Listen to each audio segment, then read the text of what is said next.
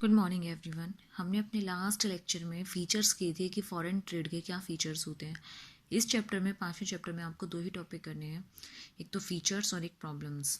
तो फीचर्स तो मैंने आपको बता दिए थे, प्रॉब्लम्स में हम प्रॉब्लम्स डिस्कस कर रहे हैं आज। एक बार देख लीजिए। नंबर 1, परंपरागत निर्यातों के बंधन। फर्स्ट पॉइंट में क्या है कि इसमें जो पहले हमारे भारत में जो निर्यात होते थे, जैसे चाय का हम निर्यात करते थे, कपड़े वगैरह का निर्यात करते थे, तो इसमें जो है हमारे देशों में ना निर्यात वस्तुएं अभी भी निर्यात वस्तुएं प्रवेश पा रही थी। मतलब इसमें से हम निर्यात कर सकते थे क्योंकि हमारे पास जो प्रोडक्शन था वो हाई होता था और उसकी डिमांड होती थी। लेकिन धीरे धीरे क्या हुआ, ये सब चीज़ें जो औद्योगिक वस्तुओं की ओर ट्रांसफ़र हो गई, उन मतलब उद्योगों ने ले लिया इनका स्थान। उद्योगों में ये सब चीज़ें बनने लगी और कंपटीशन होने लगा, जिससे यही चीज़ें आगे बिकने लगी।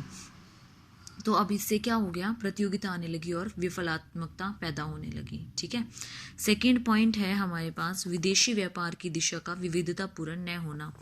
Direction of foreign trade note so diversified. मतलब क्या है कि इसमें जो है विदेशी व्यापार की जो दिशा है वो इतनी विविधतापूर्ण नहीं है। विविधतापूर्ण मतलब डिफरेंट नहीं है, क्योंकि इसमें हमारे जो आयात और निर्यात के लिए मतलब हमेशा जो है अमेरिका और जो हमारे यूरोपियन संघ है उन्हीं की ओर देखते हैं, उन्हीं को हम निर्यात वगैरह कर सकते हैं और किसी को हमारे लिए हम निर्यात नहीं कर सकते। इसमें जो अगर बात की जाए तो जो नियोजक हैं, जो मतलब नियोजन करते हैं, प्लानिंग करते हैं और राजनीति करते हैं, उनकी बहुत बड़ी, उनको ये क्या है, एक तरीके से चुनौती है, बहुत बड़ी उनको चुनौती है ये। ठीक है। इसमें ये अलग अलग नहीं है, एक बस अमेरिका और यूरोपियन संघ को ही देखा जाता है और किसी को नहीं देखा जाता है। थर्ड है high import content in exports. इसमें क्या होता है, हमारे पास आयात तो बहुत ज़्यादा होते हैं और निर्यात बहुत कम होते हैं।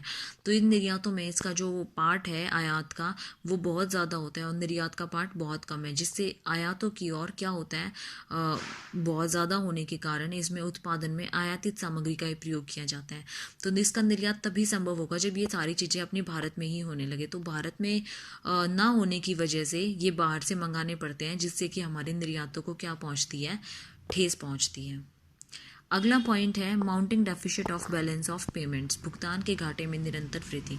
अब जब हमारे पास इंपोर्ट्स ज़्यादा हैं और एक्सपोर्ट्स कम होंगे तो हमें पेमेंट भी तो ज़्यादा करनी पड़ेगी ना, और हमारे पास आएंगे कब, जब हमें पेमेंट ज़्यादा करनी पड़ेगी तो हमारे जो बैलेंस ऑफ पेमेंट्स है वो कैसे होंगे, नेगेटिव होंगे। हमें क्या फेस करना पड़ेगा, डेफिसिट फेस करना पड़ेगा। ठीक है। तो एक ये प्रॉब्लम आती है।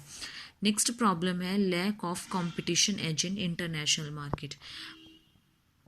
कंपटीशन की हम नहीं रह पाते, नहीं टिक पाते। क्यों नहीं रह पाते और टिक पाते, क्योंकि हमारी वस्तुएं डोमेस्टिक होने के कारण, डोमेस्टिक प्राइजेज़ होने के कारण उनके जो प्राइजेज़ होते हैं वो बहुत ज़्यादा हाई हो जाते हैं, और दूसरी बात उनमें क्वालिटी भी वो नहीं होती जो दूसरों के प्रोडक्ट में होती है। तो इसीलिए हम कंपटीशन में नहीं ठहर पाते।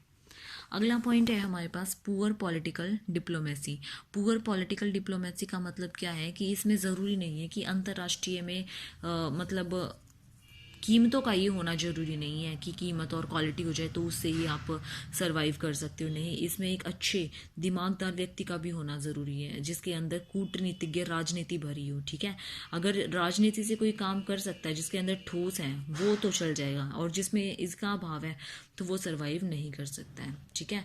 तो इसीलिए फॉरेन ट्रेड की ये सारी क्या है, एक तरीके से प्रॉब्लम्स हैं जो इंडिया फेस करता है फॉरेन ट्रेड में, कि उनकी परंपरागत चीज़ें जो हैं वो बिकती थी, तो लेकिन अभी क्या होने लगा, उनका बंधन होने लगा है। दूसरी चीज़ विविधतापूर्ण, मतलब अलग अलग डाइवर्सिफाई नहीं कर सकते, उनको आयात के लिए सिर्फ किस पे डिपेंड रहना पड़ता है, अमेरिका और यूरोपियन संघों पर।